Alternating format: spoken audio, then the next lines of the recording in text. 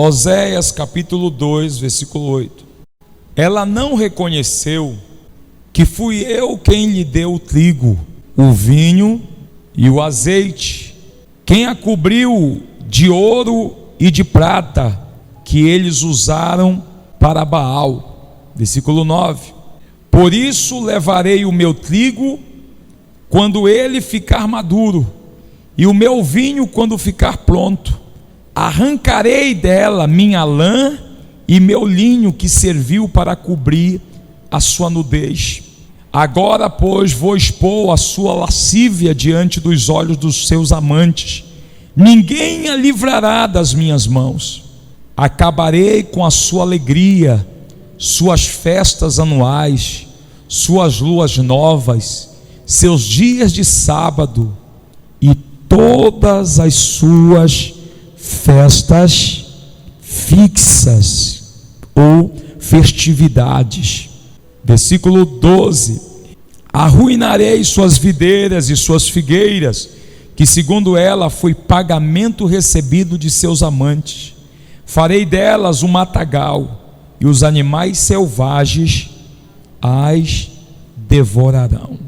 Queridos, Deus, Ele sempre foi um Deus compassivo. Deus é um Deus que nos ama apesar dos apesares, apesar dos problemas que você enfrenta.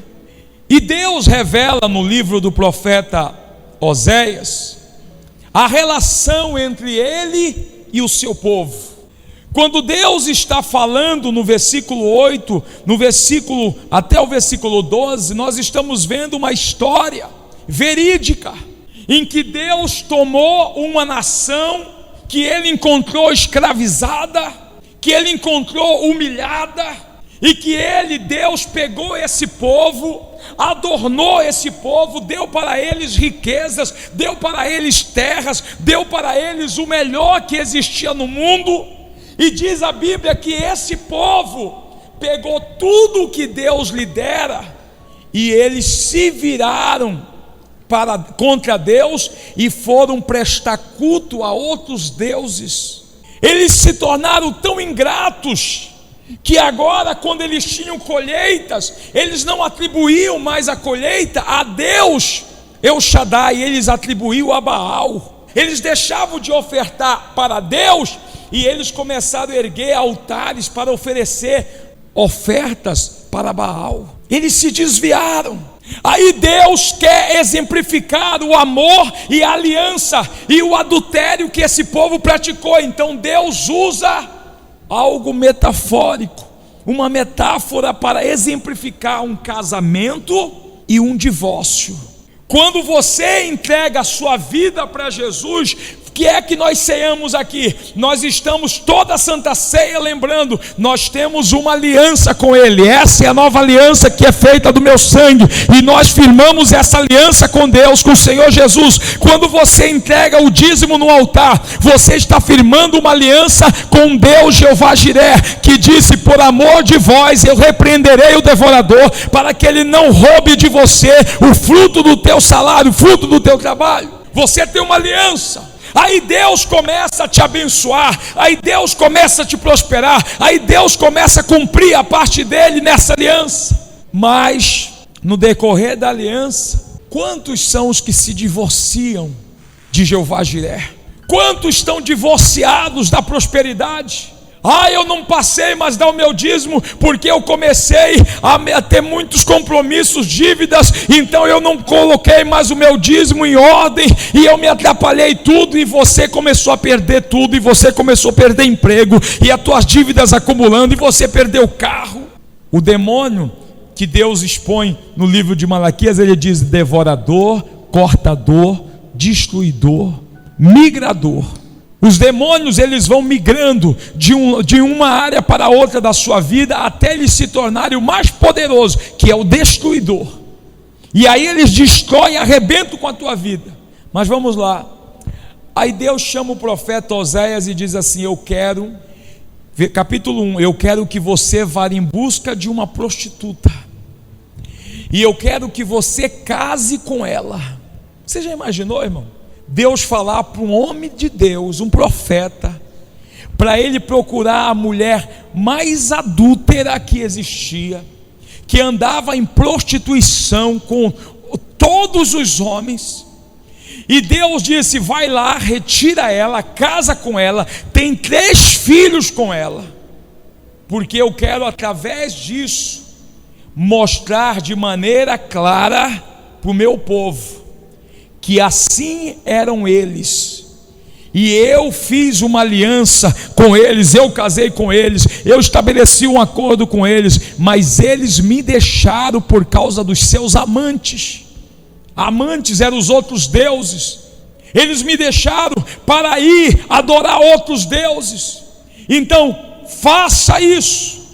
E ele vai, e diz a Bíblia, quando o Senhor começou a falar por meio de Oséias, o Senhor lhe disse: vá, tome uma mulher adúltera e filhos da infidelidade, porque a nação é culpada do mais vergonhoso adultério por afastar-se do Senhor. Então o adultério que Deus aqui está exemplificando era que o povo tinha se afastado do Senhor. É aquela mulher que recebeu tudo do marido, recebeu todos os benefícios do marido, mas agora pegou o ouro e a prata, pegou tudo que o marido deu para ela, e ela virou as costas para o marido, que era Deus, e foi para o mundo adorar outros deuses. Versículo 3: por isso ele se casou com Gomer, filha de Dibraim. Ela engravidou e lhe deu um filho. Todos esses filhos que ela teve, todos esses filhos, não era só o casamento. Tudo que Deus mandou Oséias fazer era uma representação, uma figura que Deus queria mostrar para o povo. E até os filhos que Deus mandou ela ter, Deus mandou colocar os nomes. Então, veja só o que diz aqui o texto sagrado. O primeiro filho chamou de quê? Então o Senhor disse a Oséias: dê a ele o nome de Jezeel. Como é o nome? Jezeel, porque logo castigarei a dinastia. Para quem não sabe, Deus mandou dar este nome. Jezeel significa Deus semeia e Deus espalha. Que quer dizer? Deus queria mandar um recado para a nação de Israel: o primeiro filho será Jezeel, porque o mesmo Deus que investiu na vida de vocês vai espalhar o que investiu. O mesmo Deus que investiu é o mesmo Deus que vai espalhar. No hebraico, Jezeel é o que espalha, o que semeia é também o que espalha. Deus está dizendo: eu vou espalhar o que eu investir. Deus está mandando um recado, escute bem. O mesmo Deus que abre portas na tua vida, o mesmo Deus que semeia na tua vida, o mesmo Deus que investe na tua vida, o mesmo Deus que faz portas se abrirem na tua vida, o mesmo Deus que te dá carro, o mesmo Deus que te dá casa, o mesmo Deus que abençoa a tua vida. Diz a palavra dele que ele, olha lá o que diz: porque logo castigarei a dinastia de Jeú por causa do massacre ocorrido em Jezeel, e darei fim ao seu reino. Eu vou espalhá-los. O segundo filho, tudo tem um significado. Diz a palavra: Gomer engravidou novamente e deu à luz o segundo, e colocou o nome, dê a ela o nome de Loruama, pois não mais mostrarei amor para com a nação de Israel. A ponto de Loruama no hebraico quer dizer desfavorecida, ou desfavorecido é quando você fala que alguém não tem mais a graça de Deus. Graça é favor não merecido. E Loruama quer dizer: eu não vou mais ter compaixão desse povo, eu não vou mais abençoá-los. Deus disse, versículo 7, por favor: contudo tratarei com amor a nação de Judá, e eu lhes concederei vitória, não pelo arco, pela espada ou por combate, nem por cavalos e cavaleiros, mas pelo Senhor, o seu Deus. Versículo 8: depois de ter desmamado Loruama, Gomer teve outro, e o outro filho Deu o nome como é? Então o Senhor deu o nome dele, Lo-Ammi. Lo-Ammi, pois vocês não são meu povo e eu não sou o seu Deus. O que é que Deus estava dizendo aqui? Que quer dizer Lo-Ammi? Vocês não são meu povo. Então entenda uma coisa: Deus mandou ele casar com uma mulher prostituta, adúltera, para mostrar que o adúltero ou a prostituta era o povo. E Deus mandou ele ter com aquela mulher 3 filhos, e com um sentido, com um significado. O primeiro, Jezeel, aquele que semeia também espalha. Aquele que semeia também. A segunda, ele disse: desfavorecida, eu não terei mais compaixão, eu não terei mais dó desse povo. E o terceiro, ele disse: você não é mais o meu povo. Versículo 10: e diz então a palavra de Deus, veja só, irmãos, que diz a palavra de Deus: contudo os israelitas ainda serão como a areia da praia, que não se pode medir nem contar. No lugar onde se dizia a eles: vocês não são meu povo, eles serão chamados filhos do Deus vivo. Agora eu quero que você entenda. Agora nós vamos para o capítulo 2, versículo 8. Essa mulher que era o povo de Deus, a quem Deus está falando, essa mulher com quem Deus mandou Osés se casar, representava quem? Representava quem? O povo. E Deus tinha se casado com o seu povo, como Deus um dia se casou conosco através de Jesus Cristo. Fez aliança, fez pacto. Essa mulher, o que é que ela fez? Ela traiu Deus, ou seja, o povo traiu o seu Deus. Então o profeta Oséias um dia chama os filhos, capítulo 2, versículo 1, e manda que os filhos fossem até a praça e protestassem contra a mãe. Chame a seus irmãos, meu povo, e as suas irmãs, minhas amadas. Repreenda a sua mãe, repreenda-na, pois ela não é minha mulher e eu não sou seu marido. Retire ela do rosto a aparência adúltera e do meio dos seios a infidelidade. Versículo 3: do contrário, eu as deixarei nua como no dia em que nasceu. Eu farei dela um deserto, eu a transformarei em terra ressequida e a matarei de sede. E aí Deus começa dizendo tudo que viria sobre aquele povo, porque aquele povo tinha traído a ele. Deixa eu parafrasear para que as pessoas compreendam. Quem foi o Deus que mudou a tua história, que mudou a tua vida, que transforma a tua história dia após dia, que te dá livramento, que coloca sobre a tua mesa o pão de cada dia, que um dia você consagrou um carro a Ele, que você consagrou o dízimo do seu salário a Ele, que você um dia deu testemunho, que o emprego que você tem foi Ele que te deu. Então por que você não usa isso para glorificar a Ele? Porque o teu emprego te afasta dele, porque o teu salário te afasta de Deus, porque ao invés de você adorar a Ele com o seu salário, ao invés de você glorificar, você se desvia dele. Por que que você usa o teu carro para fazer o que não é para a glória dele? Tem gente que diz assim: o meu carro a serviço do rei não leva um visitante para a igreja, mas enche de gente para ir para a festa, enche de gente. Meu irmão, como é que aquilo pode ser usado para a glória de Deus? Não trabalhe como para homens, mas trabalhe para honrar a Deus. E diz a Bíblia que esse povo esqueceu de Deus, como a mulher tinha adulterado contra o marido. E aí diz a palavra que Deus vai lá e diz a palavra: não tratarei com amor os seus filhos, porque são filhos de adultério. A mãe deles foi infiel, engravidou deles e está coberta de vergonha, pois ela disse: irei atrás dos meus amantes, que me dão comida, água, lã, linho, azeite e bebida. Veja só, ao invés do povo glorificar a Deus, eles diziam que o que eles tinham não foi Deus que tinha dado. O que eles possuíam, eles iam adorar Baal. Eu fico pensando muitas das vezes, quando você senta numa mesa de escarnecedores, numa mesa de vícios, de tudo que não presta, e você investe naquilo que não presta, a quem você está adorando? A quem você está prestando culto? A Deus que não é. Aí o que é que Deus faz? O que é que Deus faz? Por isso bloquearei o caminho dela com espinheiros. Aqui começa a mudar a reação de Deus em relação àqueles que quebram a aliança com Ele.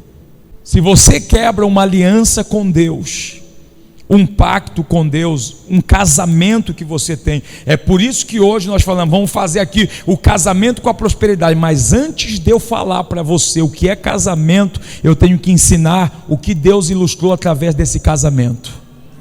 Porque fazer um casamento para vir aqui, não, eu quero prosperar, eu vou fazer um casamento com Deus. Não case com Deus se você não tem certeza de que você quer isso para a sua vida. Se você não tem certeza que quando o Senhor me abençoar, eu vou glorificar a Ele com o meu trabalho, eu vou glorificar a Ele com o meu carro, eu vou glorificar a Ele com todos os meus bens, eu vou honrar o meu Deus com os frutos da minha terra, da minha fazenda, eu vou honrar a Deus em tudo que Ele fizer. Isso é ser casado. Quem está me entendendo? Isso é ser casado. Vou bloquear o caminho, vou fechar os caminhos. Versículo 7: ela correrá atrás dos seus amantes, mas não os alcançará, procurará por eles, mas não os encontrará. Então ela dirá: voltarei para o meu marido como no início, pois eu estava bem melhor. Você já viu gente assim? Deus está ilustrando o espiritual. Ele está dizendo que muita gente vira as costas para Ele, aí vai para o mundão, entra na ruína, porque o diabo só quer escarnecer de você. Os teus amigos só são amigos quando você tem algo para oferecer a eles. Depois todo mundo vira as costas, te abandona, te deixa. E aí disse Deus: então esse povo, que é a mulher, esse povo, a mulher, o povo, correrá atrás dos seus amantes, ou seja, buscarão os seus deuses, mas não os alcançar. Procurará por eles, mas não os encontrará. Então ela dirá, o povo, Deus está falando por parábola, por metáfora, e Ele está dizendo, então ela dirá: voltarei para o meu, como no início, pois eu estava bem do que agora. Tem gente que só descobre que estava bem quando está na pior. Às vezes tem gente que pergunta para mim: pastor, está difícil. Eu disse assim: tu tem Jesus? A pessoa diz assim: tenho. Se com Ele está difícil, agora imagine sem Ele. Porque se está difícil, mas você tem o controle. Jesus tem o controle da tua vida. Ele tem o controle. Ele sabe o momento certo de te abençoar. Então Deus, aí vem o versículo 8 que nós lemos. Versículo 8: ela correrá atrás dos seus amantes. Ela não reconheceu que fui eu que lhe deu o trigo, o vinho, o azeite. Quem a cobriu de ouro e de prata que eles usavam. Irmãos, a lei do reconhecimento, essa é a lei. Vamos parafrasear aqui um pouco. O que é que adianta você ser casado se você não reconhece a mulher com quem você casou? O que é que adianta? Você não trata ela como sua esposa, você não honra ela como sua esposa. O que é que adianta você falar que eu sou casado, a mulher tem um marido, mas ela não reconhece ele como marido, não honra como marido. Tem mulher que tem marido que sai por aí, não dá nem as mínimas para a mulher. Aonde tu estava? Por que tu quer saber? Mas não é o direito da mulher saber? Claro que é. Não reconhece, então não adianta. Eu sou casado. Casamento tem que praticar a lei do reconhecimento. Casamento você tem que reconhecer. E diz a Bíblia que ela não reconheceu quem foi que tinha dado para ela todas essas coisas. Queridos, por que muitas pessoas não se mantêm em sucesso?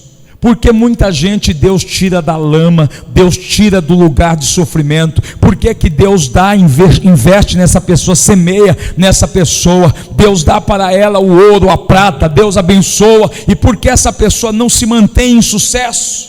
Porque logo ela esquece quem fez tudo aquilo na vida dela.